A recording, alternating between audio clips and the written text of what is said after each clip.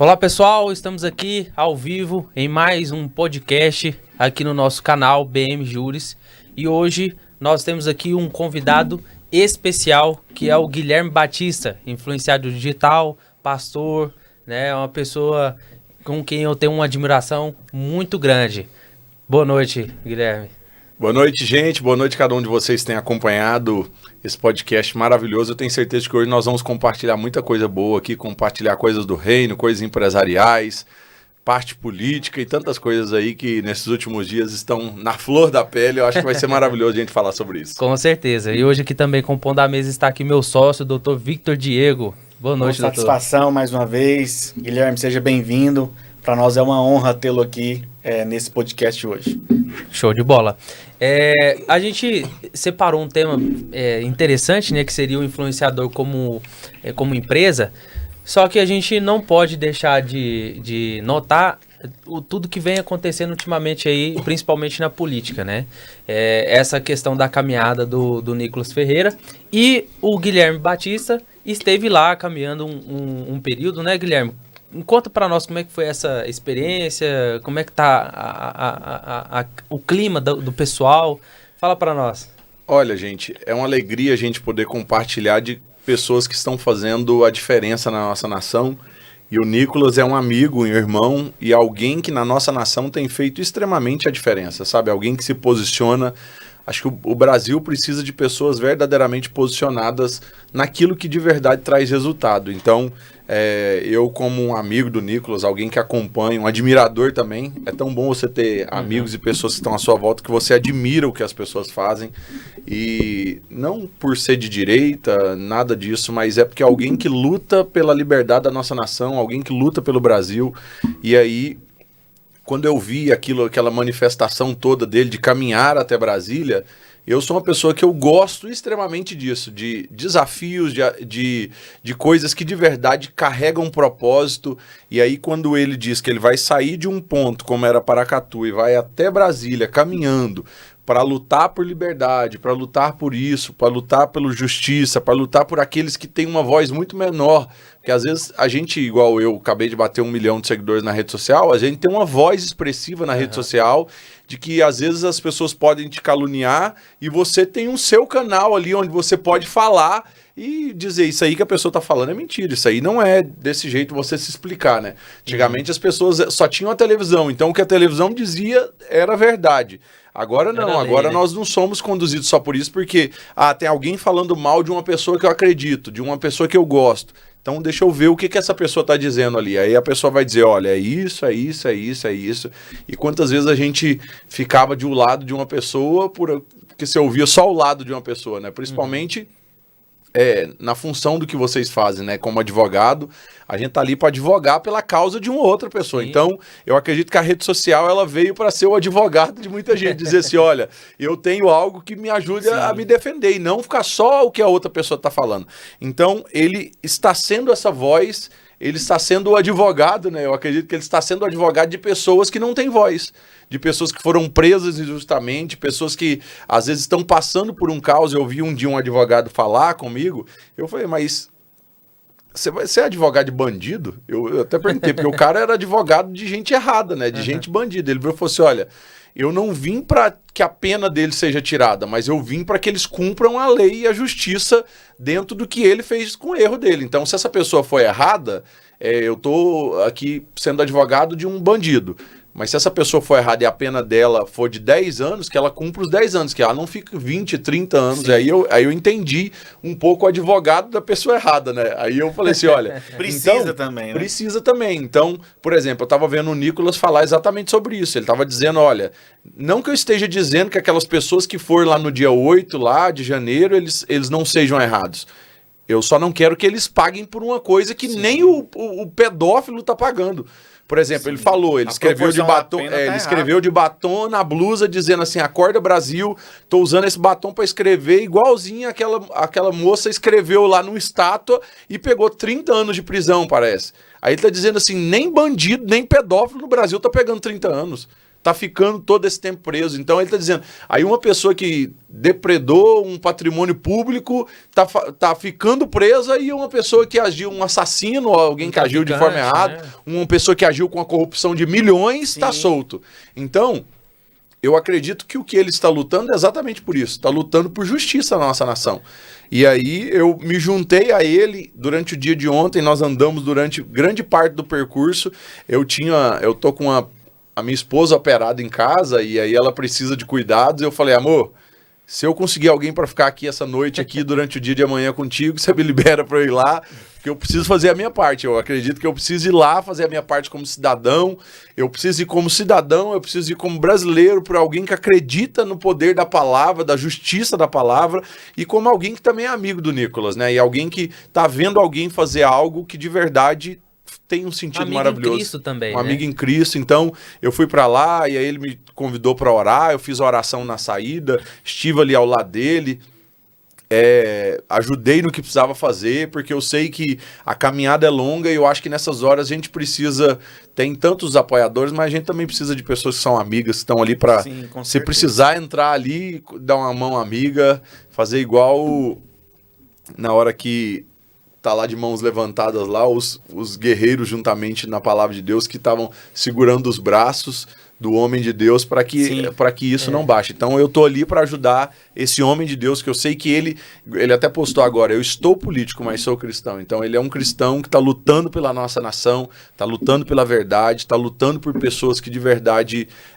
foram presas injustamente, e a gente tá lá também para apoiar, somar e ver ali no dia 25, eu acredito que vai ter mais de 1 milhão de pessoas ali em Brasília, no mínimo. Pela proporção, vai ser tranquilo. Certeza, lutando. 1 milhão ali é o mínimo, o mínimo. E é interessante porque eu já tinha até falado anteriormente, essa questão da pena, ela é realmente desproporcional, ela é ilógica.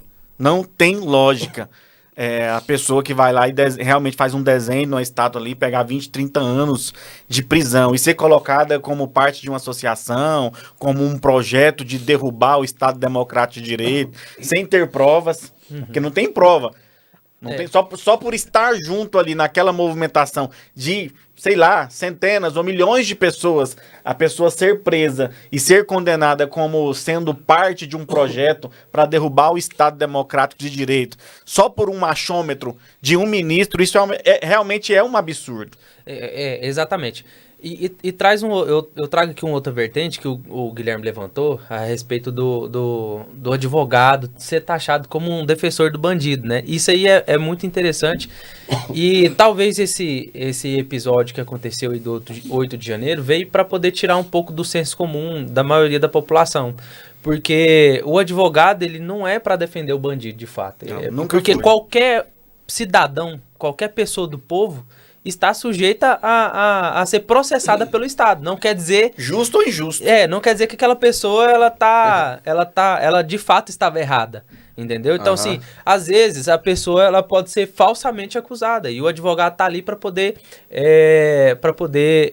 intervir, né, por ela. E se for o caso, se a pessoa de fato cometeu alguma criminalidade, né, fez algum fato típico, né, ela vai pegar a pena mais justa possível, que é o caso que não aconteceu, né? Porque como não tem como ser justo, porque quem está julgando é a própria vítima, né? Então, assim, os ministros lá que estavam julgando foram os que sofreram com sentimento. Com sentimento, não tem porque lógica. O que foi depredado, além de outros lugares, foi lá o STF, né? Então, como é que essa quem corte... julga é quem foi o afetado. Vítima, é quem foi afetado. Lógica. Não tem como falar que não vai haver parcialidade. Vai haver. Então, assim, são duas vertentes. Se você for olhar, se você for olhar, uma pessoa fez qualquer coisa com aquela outra pessoa. Ela mesmo, se for deixar ela mesmo julgar, ela quer pegar um pau, uma marreta e dar na cabeça da outra pessoa. Com certeza. Por isso que às vezes chega a polícia ali, por exemplo, um bandido assaltou um supermercado. A nossa vontade, quando você vê uma cena dessa acontecer, é você mesmo ir lá e fazer justiça com suas próprias mãos, né? Sim. E aí entra, tipo, os policiais para dizer assim, ele vai ser julgado da mesma forma. Claro que o nosso país, ele não é um país que tem um julgamento correto para as coisas, né? Tipo assim, as pessoas não julgam de forma correta. Mas eu acredito que se nós formos julgar dentro do próprio sentimento, era isso também que a gente faria. E como eles têm esse papel desse aval, eles estão julgando aqueles mesmos que eles estão sofrendo, né, das outras pessoas. Não há quem audite o que eles julguem, né? É aquilo que a mulher escreveu na estátua de batom, era diretamente para a pessoa que traz o julgamento final. Com certeza. E isso é que é o X da questão, porque você tem uma corte com 11 ministros. Né? Você tem outros ministros que não foi diretamente acusado, ou insultado, ou ameaçado, ou que teve um plano para suposto assassinato, porque ninguém conseguiu provar isso, né, claramente. Mas aí você tem esse ministro que eu não sou parcial, eu sou imparcial, sendo uma das supostas vítimas do processo. Isso fere a razão do direito, né? Isso fere a razão do direito de ser. Não tem justiça nisso. Viola os princípios constitucionais, princípios processuais, porque não faz o menor sentido o juiz ele ser a vítima, o julgador, o que acusa e o que executa. Né?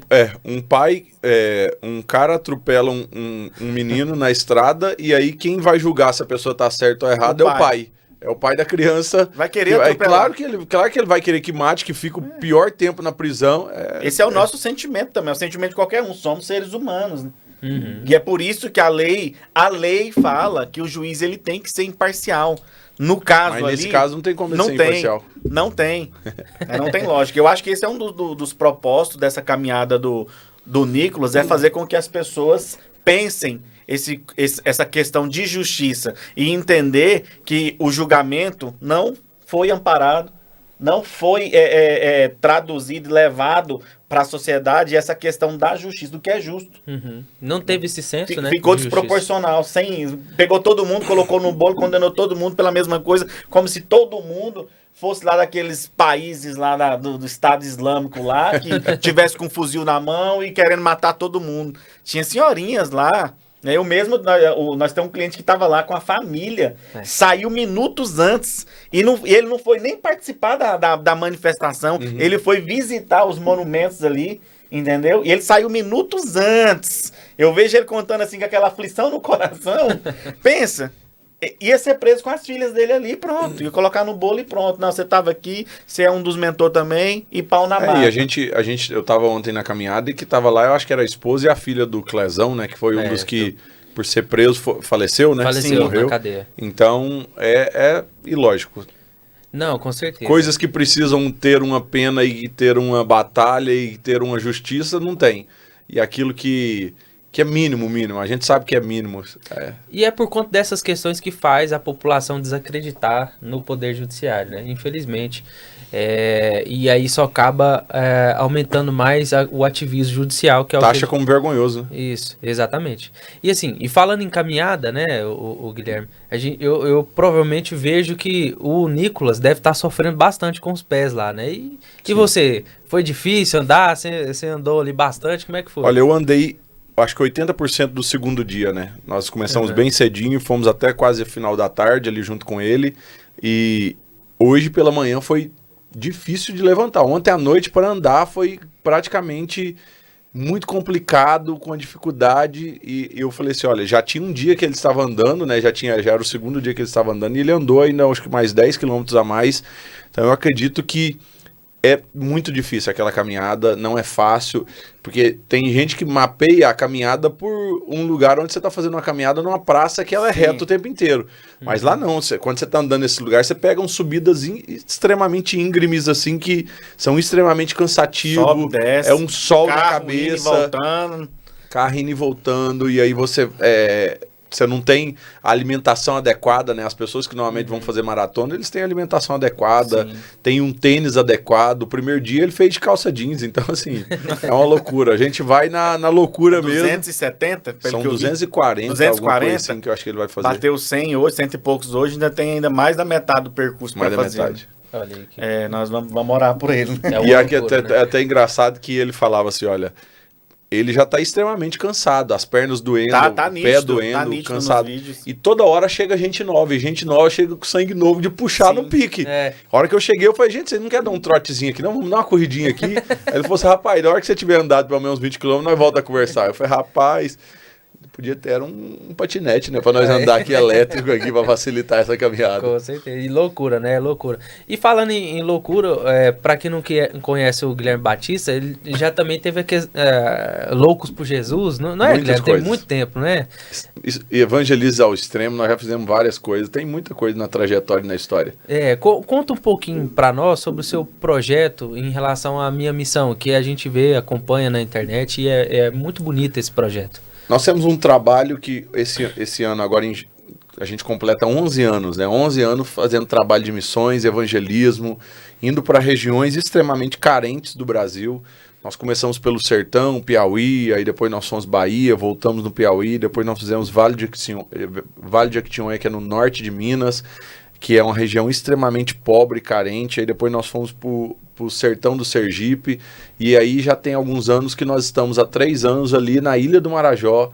É uma região com os maiores índices de abuso de crianças e adolescentes. A ministra Damares, enquanto ministra, ela informou do que acontecia lá, crianças mesmo, abusos de bebês de 8 meses, 8 dias, bebês sendo abusados. Então, assim, é uma coisa ilógica, fora do comum, assustadora mesmo, o quadro de distância e de crueldade, né, que alguém consegue Realmente chegar. é uma coisa demoníaca. A gente não consegue imaginar, a gente Você tá não aqui, consegue né? imaginar, mas aí você consegue ver que, tipo, por exemplo, a pobreza, nós temos regiões bem carentes em Goiânia. Regiões estão bem afastadas. Aí, por exemplo, você fala, uma região que está afastada de Goiânia, 10 quilômetros aqui, você vai chegar lá e tem uma favela muito pobre. Agora imagina que você gasta 10 minutos, você vai gastar uns 30 minutos, você está nessa região. Agora imagina que para chegar na Ilha do Marajó, que é essa região onde nós estamos, você chega em Belém e tem que pegar 18 horas de barco. Não chega de avião e não chega de carro, é só de barco. Só barco. Então, assim, se aqui onde está debaixo dos nossos olhos, o poder público já é errado, já omisso e falho nessas regiões. Agora imagina um lugar onde tem 18, para a pessoa ir lá confiscar, ela tem que pegar 18 horas de barco e descer num rio. Escassez de recursos completa. Então, assim, assustador, mas, por exemplo, uma cidade igual a cidade de Melgaço. A cidade de Melgaço, ela, há 3 anos atrás, quando a gente pisou lá, ela tinha o pior IDH do Brasil. E aí, nessa região, existem inúmeros trabalhos missionários e voluntários que têm desenvolvido trabalhos lá. Ela já não está nem entre as 50 piores. Depois de 3 anos, onde a gente vai lá e tem tido um desenvolvimento, as pessoas estão chegando naquele lugar, o lugar vai desenvolver. Então, aonde chega o recurso, aonde chega a sabedoria de você chegar lá e dizer, vocês não precisam ficar vivendo nessa miséria jeito, toda, desse forma, jeito. né? Você consegue mudar a mentalidade das pessoas, e a cidade que tinha o pior IDH do Brasil não está nem entre as 50 piores 2 anos e meio depois. E isso aí só dá mais vontade de continuar o trabalho, né, Guilherme? Quando você vê resultado das pessoas, acho que quando você vê resultado é igual o povo que tá tomando Monjaro agora, né? O povo até se alegra, né? Por que até o povo, feliz. por que o Monjaro tá esse sucesso todo? Porque com 1 mês a pessoa perde 10 quilos, aquilo que ele levava 6 meses para perder, ele tá perdendo em 1 mês. Então, você vê as pessoas ali que quando você vê o resultado acontecendo, por isso que o povo tem facilidade em perder dinheiro em coisa que ganha dinheiro rápido. Porque quando você vê um resultado, o dinheiro está entrando, então essa é a lógica na cabeça. Então, por que nós estamos amando estar lá na Ilha do Marajó? Porque nós estamos vendo um resultado ser transformador na realidade de várias famílias, de várias pessoas. E eu acho que quando você olha para isso e você fala assim, o trabalho que eu estou fazendo aqui está sendo efetivo, você fala, vale a pena investir aqui, vale a pena estacar as colunas aqui. Todo o esforço. E todo o esforço tá aqui. Então, eu acho que isso é maravilhoso. Para a pessoa ela participar de um movimento desse, igual da minha missão, ela pode ser voluntária? Todos os anos nós temos aberto a oportunidade de pessoas ir participar disso, de vivenciar isso, de mergulhar nisso. E esse ano de 2026 nós já começamos, já tivemos a primeira agora, chegamos, já tem acho que 7 dias que nós chegamos. Quantos dias geralmente fica? Nós ficamos de uns 12 a 15 dias.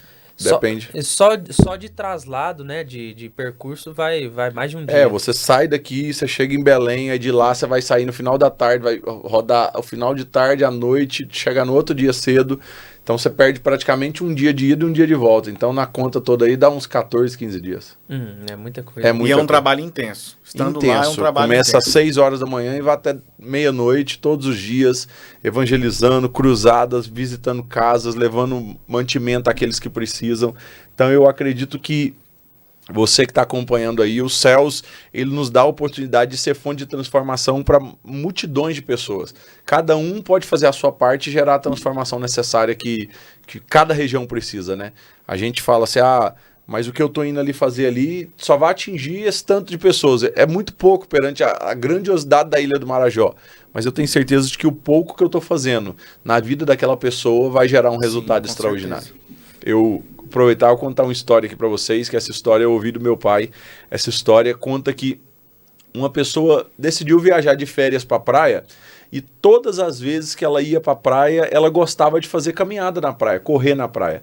E ela levantava bem cedo e ia correr. Só que todos os dias uma cena chamava bastante a atenção dela, que era a cena de um senhor que todos os dias pela manhã estava na beirada da praia. Aquele senhor, ele pegava estrelas do mar e ficava pegando e jogando de volta no mar. Ele pegava e ficava jogando.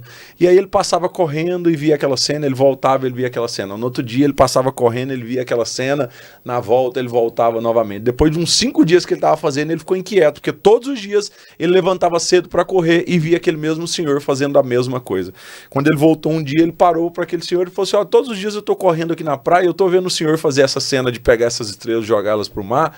Você pode me contar o que o senhor está fazendo? Ele virou e falou assim, olha, sabe o que acontece? É que essas estrelas do mar, todos os dias elas amanhecem na praia. Todos os dias cedinho elas estão aqui na praia. E eu descobri um dia de que se o sol nascer e elas estiverem na praia, elas vão morrer aqui na praia. Então o que eu faço? Todos os dias eu venho cedo para essa região onde elas ficam e pego as que eu consigo e devolvo elas para o mar para que elas possam não morrer aqui na praia. E aquele cara que corria todos os dias falou assim, mas o senhor sabe que o senhor não vai dar conta de salvar todas as estrelas, né? Aí aquela história conta de que aquele senhor abaixou, pegou uma estrela, ele virou e olhou para ele e disse assim, olha, pode ser que eu não consiga salvar todas, mas nessa aqui, essa aqui eu consegui salvar. Ele vai e devolve aquela estrela para dentro do mar. Então, essa história reflete claramente o que nós estamos fazendo nesses trabalhos de missões nos lugares onde a gente vai. A gente não vai conseguir salvar todo mundo. A gente não vai conseguir ser transformação para todo mundo. Mas para aquelas que a gente conseguir visitar a casa, que a gente entrar dentro de cada um desses lares, eu tenho certeza de que a gente foi fonte de transformação para elas, fonte de salvação e fonte de mudança de vida. Então, quem sabe a gente não salve todas as estrelas, mas aquelas que a gente salvar, valeu a pena para aquelas pessoas. Então eu tenho certeza de que o trabalho do Minha Missão, nós não vamos conseguir salvar todos, mas aqueles que o Senhor nos confiou e ir até cada um desses lugares, nós fomos fonte de salvação e de transformação para várias pessoas, e isso é o que de verdade importa, né? Então eu acredito que o Minha Missão, esse é o papel dele. Nos lugares onde a gente chegar, a gente ser fonte de transformação. E aí, como eu disse, das matérias do pior IDH do Brasil, e agora não está nem entre os 50, eu tenho certeza de que não foi só o Minha Missão que fez isso, não foi só o Guilherme que fez isso, mas na vida daqueles que a gente entrou na casa, a gente pôde ser fonte de transformação.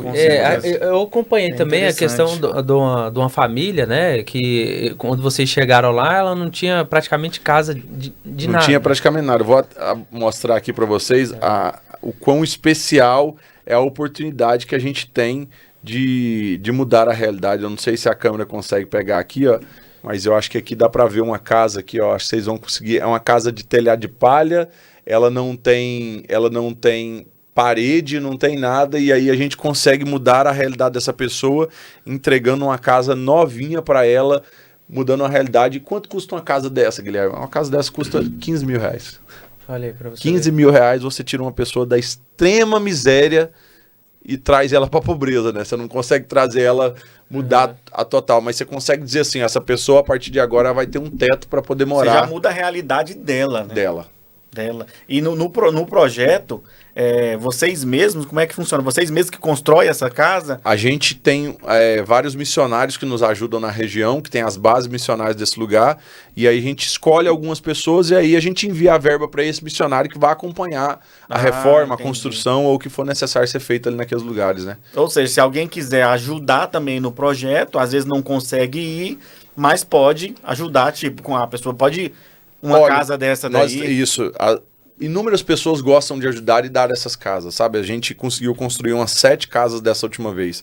E dessa vez que eu fui agora, eu fui visitar uma família, uma região, e cheguei lá, essa família, elas cuidavam também de uma igreja, mas uma igreja de parede de madeira, chão de madeira, mas aquela madeira mais simples de toda, aqueles banquinhos de madeira super simples, é extremamente pobre. Eu tô falando banco de madeira aqui, aí quem é de igreja tá pensando aquele banco de madeira de igreja. Não, é um banquinho de tábua muito simples, com um púlpito de madeira muito simples, e a hora que eu cheguei lá, eu perguntei pro pastor, eu falei, pastor, o que eu posso fazer pela sua família aqui, pela sua casa, para ajudar a sua casa? Ele falou assim, olha, para casa não precisa de nada não, mas se o senhor puder ajudar a gente a fazer com que a nossa igreja se torne melhor, nós vamos ficar felizes, né?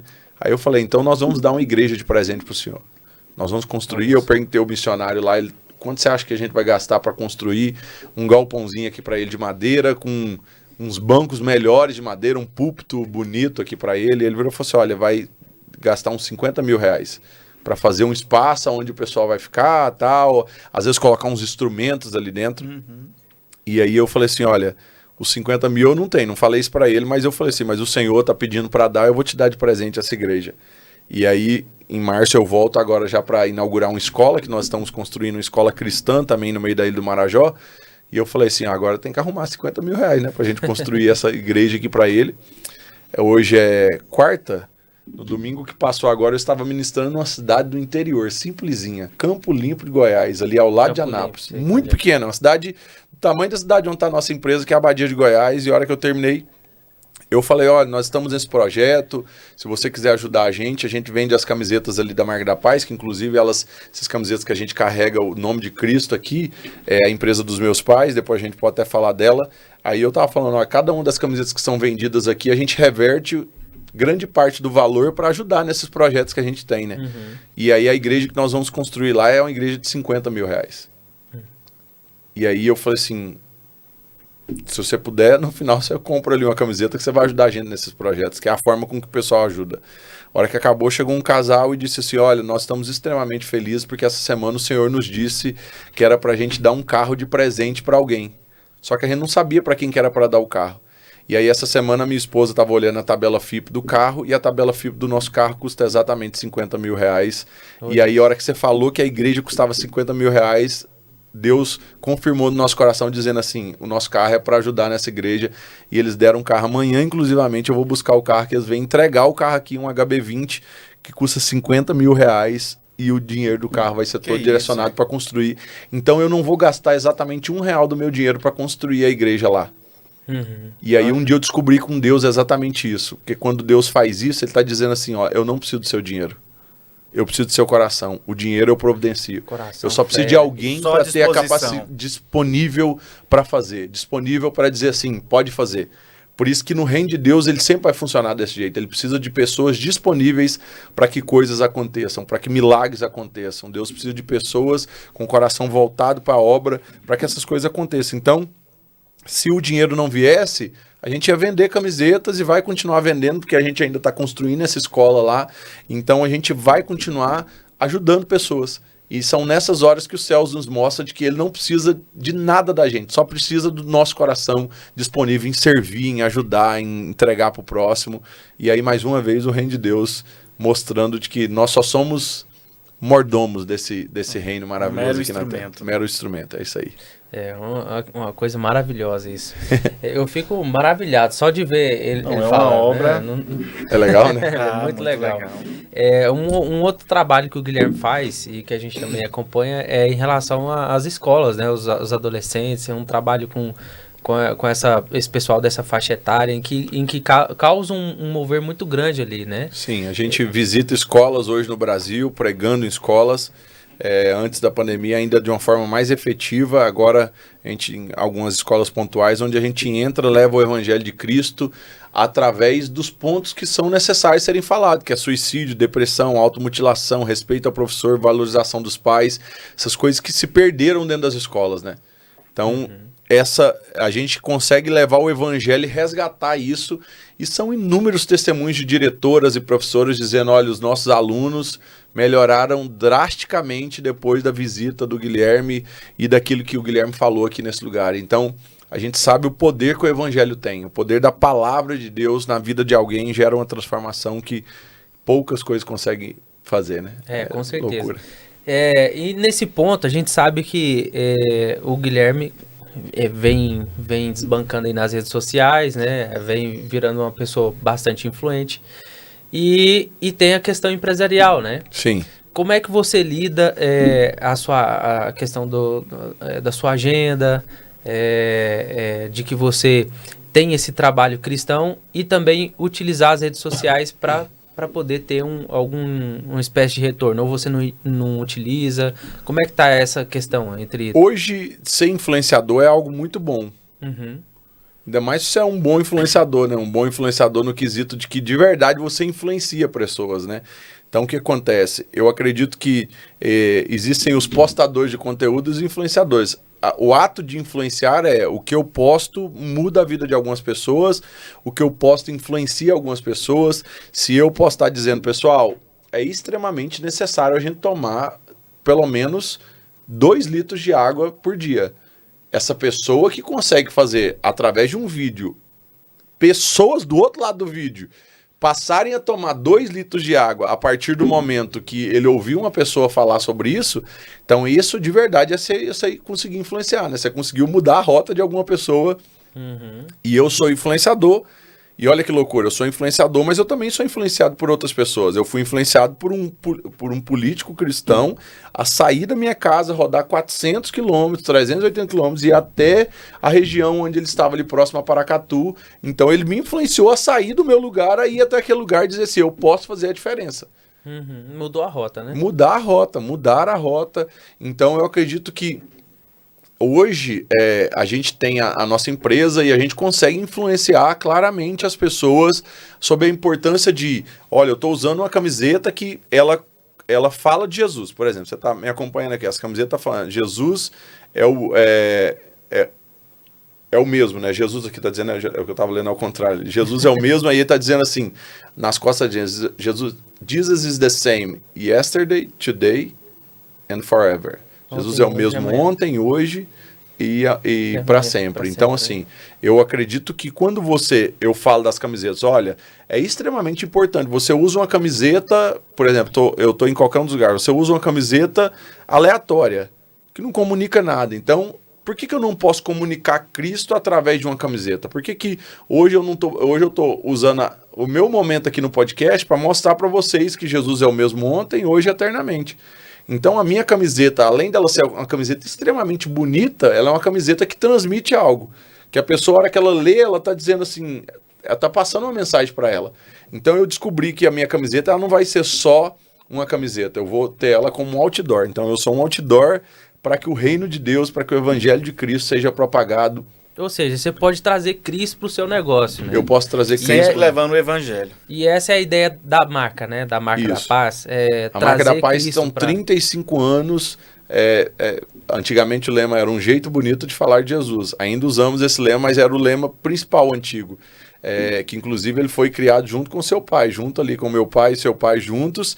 Eles criaram, o nome da empresa foi criado, meu pai e o seu pai juntos ali, que são irmãos que criaram essa empresa e que hoje é a maior empresa de camisetas cristãs do mundo, não é do Brasil, é do mundo inteiro. Ninguém fabrica mais camisetas que carregam o evangelho de Cristo do que a marca da paz.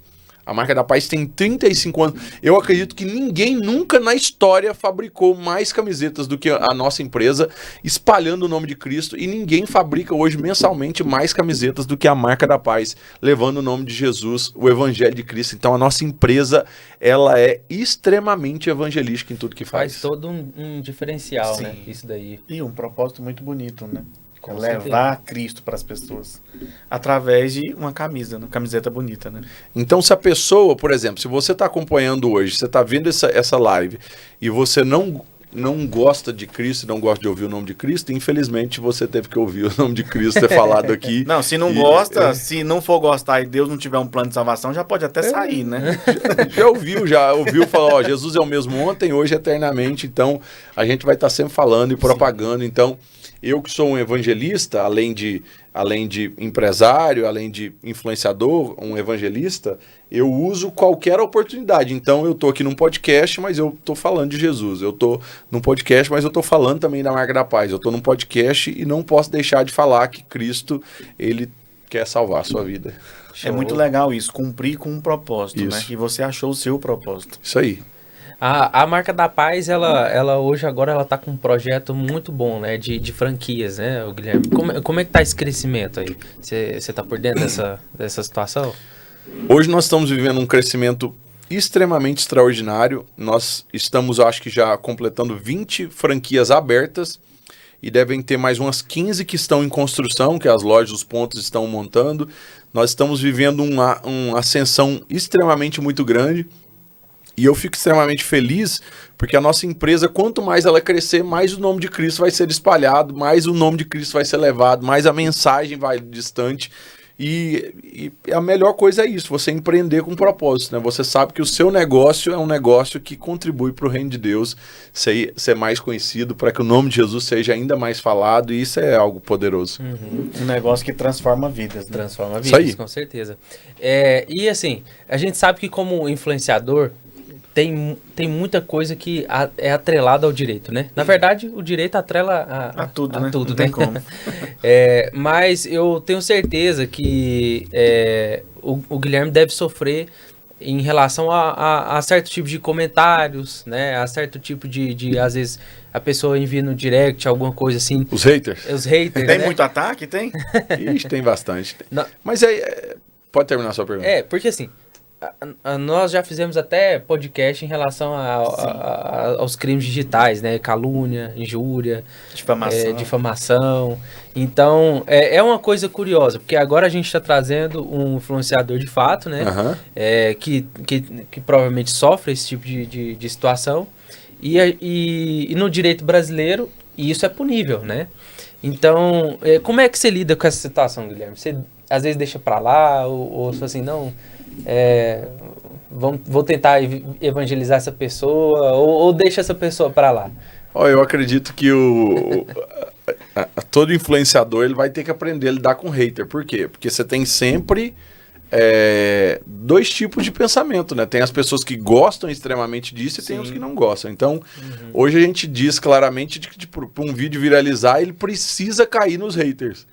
Ele precisa ter, porque, por exemplo, se não ali, todo mundo tá ali, então todo mundo, que legal, que maravilha. Se não tiver os haters ali, aqueles haters normais, normalmente aquele vídeo ele vai viralizar, mas não vai viralizar tanto quanto o que normalmente a gente espera. Então, por isso que as pessoas extremamente conhecidas são pessoas extremamente odiadas.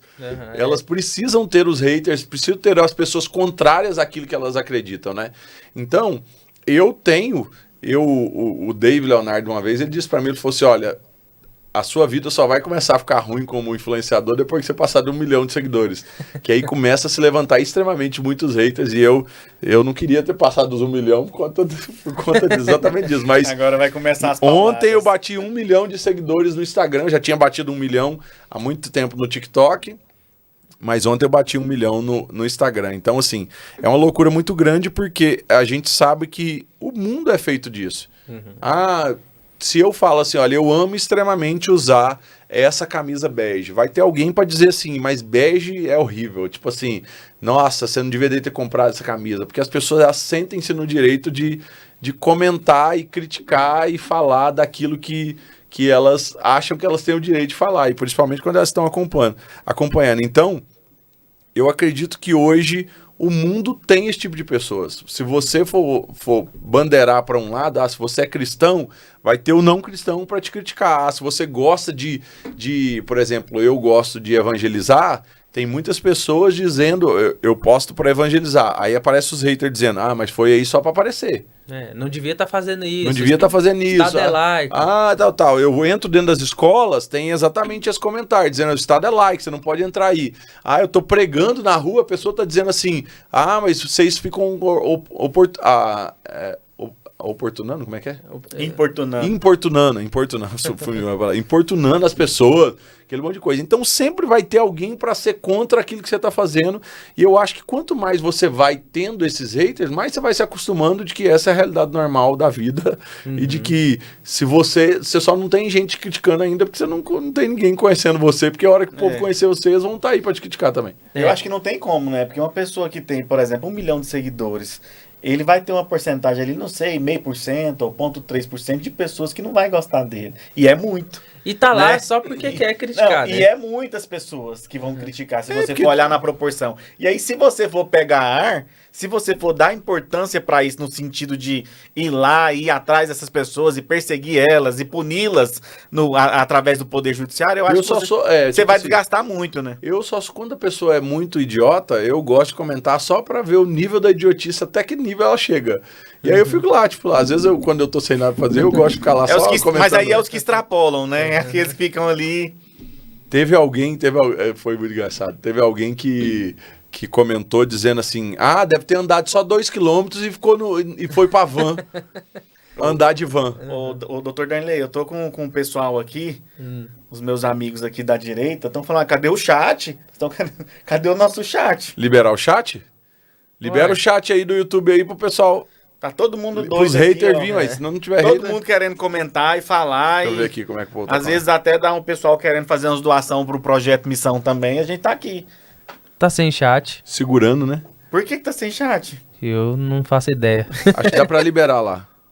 Quem tá na base aí, libera. Felipe, libera pra nós aí.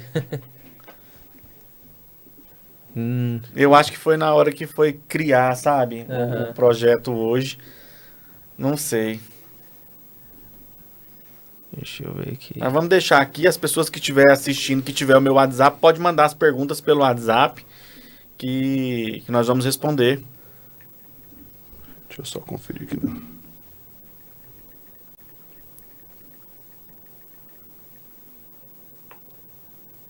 O povo tá falando aqui. Vamos lá, pessoal. Quem tiver aí, a gente não sabe o que aconteceu, que o chat tá travado, mas pode mandar as perguntas pelo WhatsApp, pelo direct do Instagram também. A gente vai fazer questão de responder a todos. Deixa eu só ver aqui.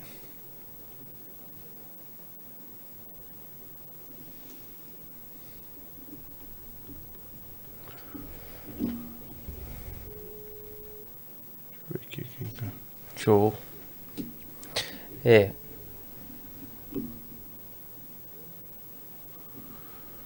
Tentando arrumar. Algum probleminha técnico aí.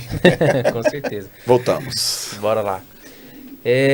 Então, a pessoa desacreditando do que você tava... Aí a pessoa comentou, e aí eu já tinha andado 18 km lá, e eu falei assim, eu não desvalorizo os meus 18 km que eu andei não. Então, tipo assim, tem gente que às vezes entra como hater, que eu entro na zoeira, pra brincar com a pessoa, zoar com a pessoa, porque tem gente que passa da noção, sabe assim, passa extremamente da noção. Minha esposa operou, fez uma cirurgia estética, e tem gente que tem a condição de dizer assim, mas não precisava disso aqui, tal, vai fazendo isso aí cada um quer falar. Quer dar opinião, e não pode, não deveria.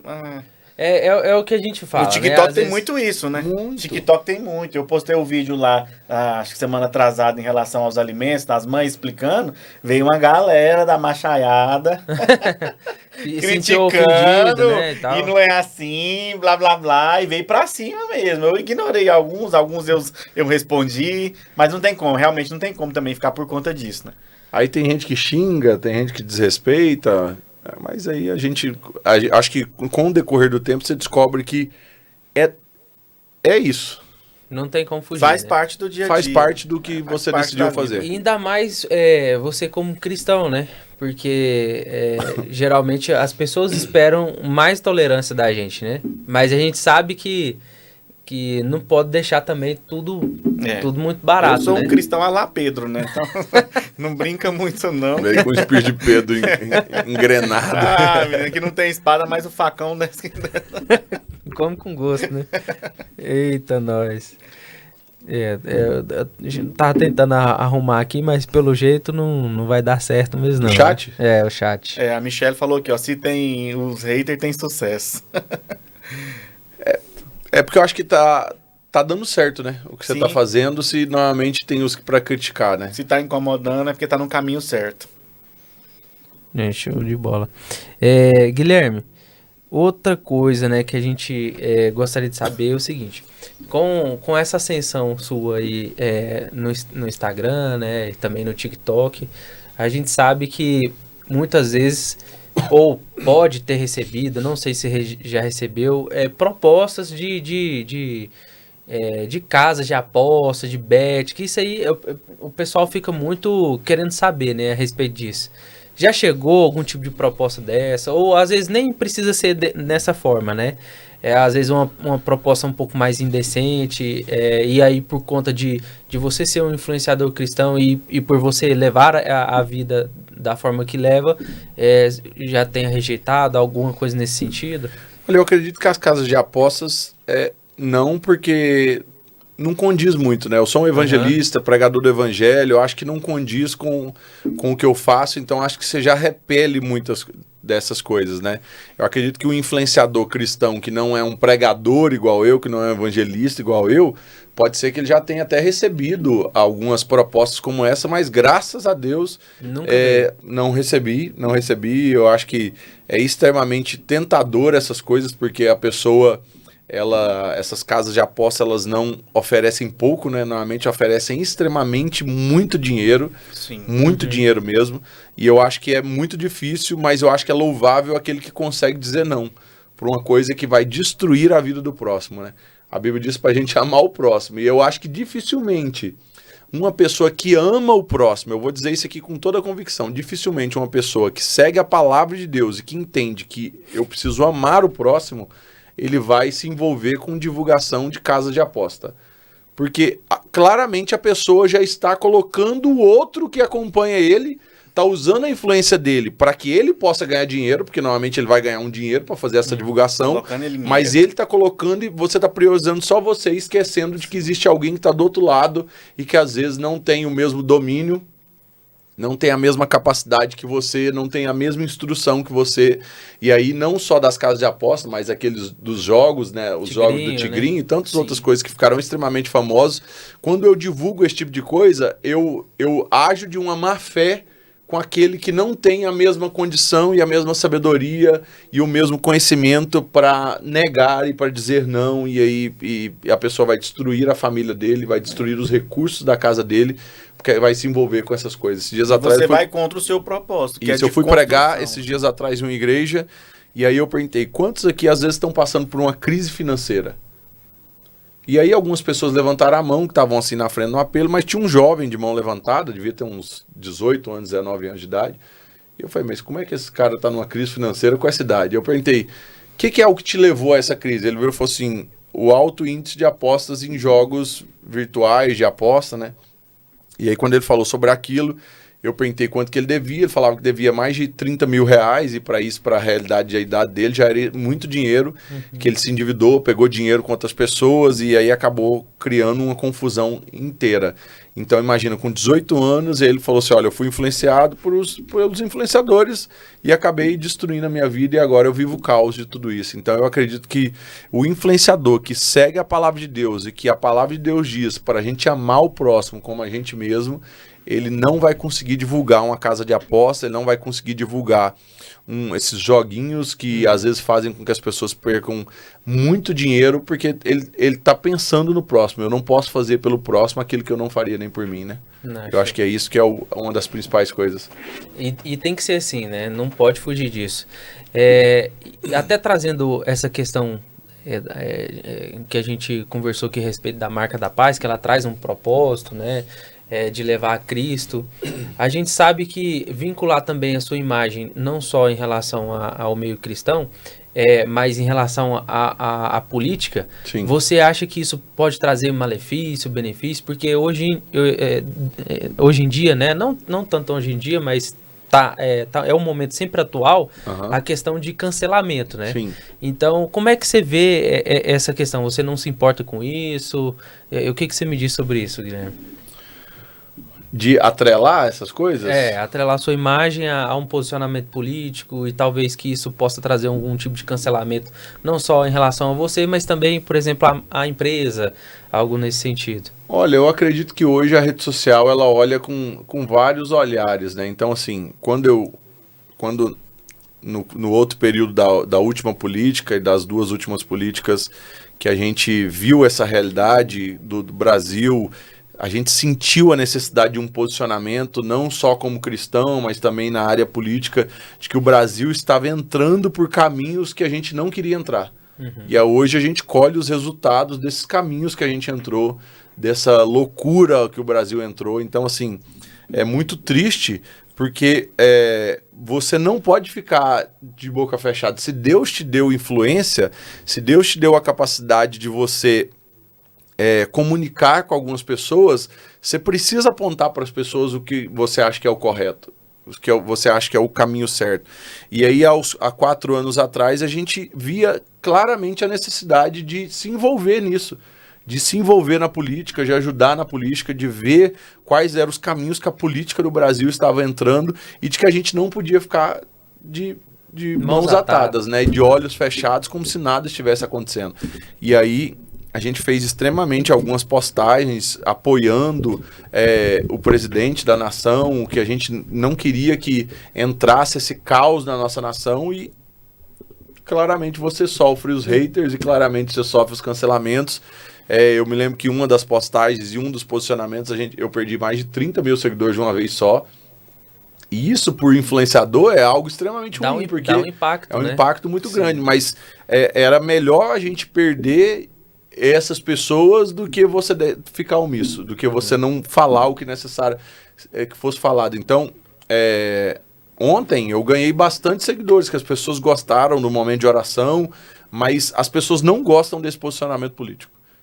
Não gosta que se posicione, não gosta que se envolva com esse tipo de coisa, mas tem coisas que você não pode ficar de olhos vendados, fingir que nada está acontecendo, você precisa falar. Eu acredito que eu, como evangelista, não preciso me envolver com tudo, mas também não posso não me envolver com nada, né? Não pode ser morno, não né? Tem jeito. Você tem que se eu posicionar. não posso ser aquele que... Eu não preciso ser aquele que fica extremamente posicionado com um posicionamento político.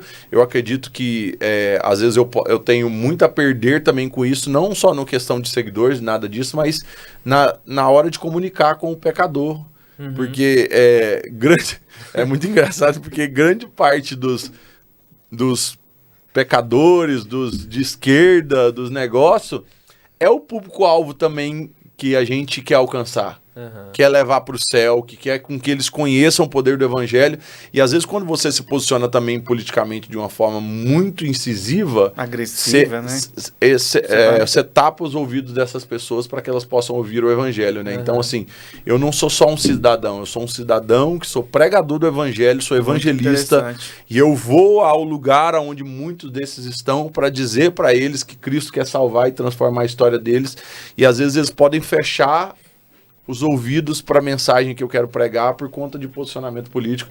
Então é uma linha muito tênue muito também. Muito interessante esse ponto de vista seu. Agora tem uma prima de uma vizinha, de uma amiga minha que mora em outro país, para não falar o nome da pessoa que não pediu para se identificar, que fez a seguinte pergunta: qual é a sua opinião em relação a uma pessoa dizer que é cristã e apoia a esquerda? Difícil, né? Assim, eu vou até ajudar nesse sentido, porque a gente sabe que na igreja tem muitas pessoas que são adeptas à esquerda, né? Isso é um fato. Só porque, às vezes, os princípios da esquerda não batem com os princípios de fé de Cristo. Por exemplo, a esquerda ela é pró-aborto, né? E já na Bíblia, o direito à vida é sempre é sempre supremo, né? Sempre sagrado. É sempre sagrado. Então, são vários princípios, em sua maioria na esquerda, que confrontam com o evangelho, né? Com Cristo. Então, por isso que muitas vezes vem esse tipo de pergunta relacionada a como é que você vê isso, a pessoa que frequenta a igreja ou é cristão e ser de esquerda, né? Eu acredito que mais seja nesse ponto, entre confronto de princípios e valores, né? O que você me diz? Conflito entre as ideologias, né? Ideologia de Cristo e a ideologia da esquerda. Não se entrelaçam. É claramente isso que as pessoas precisam notar. Existem coisas que não combinam com o evangelho de Cristo. Existem coisas que às vezes, vamos dizer, não olhando só para o lado da esquerda, existem coisas que às vezes a direita, políticos de direita e que partidos de direita agem de forma errada, claro que existem. Por isso que o que deve medir a nossa vida não é só sobre ser direita ou esquerda, é a palavra de Deus. Porque quando eu olhar para a palavra, tem coisas que não condiz, tem coisas que não caminham junto com a palavra, tem coisas que não caminham verdadeiramente com aquilo que o evangelho diz. E aí se torna fácil quando eu pego a palavra e norteio a minha vida. Se eu nortear a minha vida com a palavra, eu consigo dizer assim, isso aqui não combina com a palavra, isso aqui não combina com aquilo que Cristo diz, isso aqui não combina com aquilo que a palavra diz. E aí eu estou dizendo também claramente de que existem coisas que podem ter partidos de direita, podem ter políticos de direita, que mesmo sendo de direita, eles podem agir de forma errada. E eu não posso ser bitolado ao ponto de dizer assim, não, só a direita faz tudo errado e a direita faz tudo certo. Também não. Mas em grande parte dos posicionamentos políticos da esquerda, que são a pauta central deles, grande parte deles não condiz com aquilo que a palavra nos ensina, nos direciona, nos encaminha. E aí é isso onde a gente olha com os olhares fixos, dizendo assim, não tem como entrelaçar essas duas coisas, não tem como eu ser assim, ser de esquerda e ser cristão. Então, eu acredito que em nenhum lugar, por exemplo, praticamente em nenhum lugar você vai ver os de esquerda dizendo que é notório você ver, parece que o povo da esquerda, eles pegam a Bíblia e falam assim, vamos fazer o contrário do que está escrito aqui. Com certeza.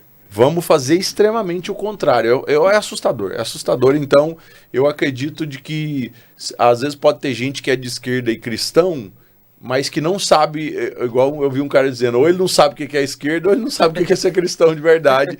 E aí que você, eu sou cristão e sou de esquerda. Então, às vezes você precisa saber o que é ser cristão de verdade, e você precisa saber também o que é esquerda de verdade, porque a hora que você olhar para uma dessas coisas, você vai dizer assim, parece que cada um tá indo para um lado. E aí isso torna fácil você descobrir o lugar certo que você tá. Perfeito, show de bola. Então nós vamos aqui encaminhando para o final dessa live, né? Está aqui com o Guilherme, ele passando esses posicionamentos, né? Tudo que ele pensa, tudo que ele entende sobre essa questão do cristão, sobre o posicionamento político como influenciador, trouxe muita propriedade para nós. Sim, aqui, para todo telespectador. Então, Guilherme, eu quero te agradecer por estar presente aqui no nosso podcast. E dizer que você é sempre muito bem-vindo para estar aqui alguma outra vez, se for o caso, tá? Falar mais dos projetos, né? Gente, eu estou muito feliz de poder estar aqui com vocês, a gente compartilhar sobre a nossa empresa, sobre o nosso propósito, sobre as missões, sobre esses trabalhos que os céus têm nos confiado. Então, é uma alegria a gente poder falar, compartilhar de tudo isso, porque eu tenho certeza que de verdade a gente tem a oportunidade de esclarecer muitas coisas na mente de muitas pessoas e ajudar pessoas a encontrar o seu propósito em Cristo. Olha, nós temos uma empresa que é missionária, que tem propósito, eu tenho um ministério que é missionário e que tem propósito. Eu saí de lá para a gente poder falar sobre essas coisas também do direito aqui, com pessoas que têm propósito e propósitos voltados de somar com o reino dos céus, e nós estamos juntos aqui para isso. Show de bola. Doutor Vitor, também um prazer enorme estar aqui com Vossa Excelência novamente. O prazer é todo nosso, uma satisfação estar com Vossas Excelências hoje, né? E realmente as portas estão abertas. Sempre que tiver aí um propósito, uma nova missão, um novo projeto, pode contar aqui com o nosso espaço.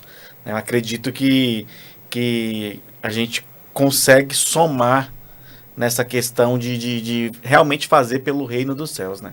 Então as portas estão abertas. Sempre que quiser, pode vir. Show de bola. E para você que ainda tá aí na live, eu quero dizer o seguinte, não deixe de se inscrever no nosso canal, tá? Siga nossas redes sociais, nosso Instagram tá aí na tela, @bmadvogados. Guilherme, também qual que é o seu user do Instagram? Olha, se você quiser acompanhar aí, meu Instagram, meu TikTok, YouTube, é tudo Guilherme Batista. Você colocou lá Guilherme Batista, você vai acompanhar. E estrogonoficamente falando, eu estou muito honrado de estar aqui.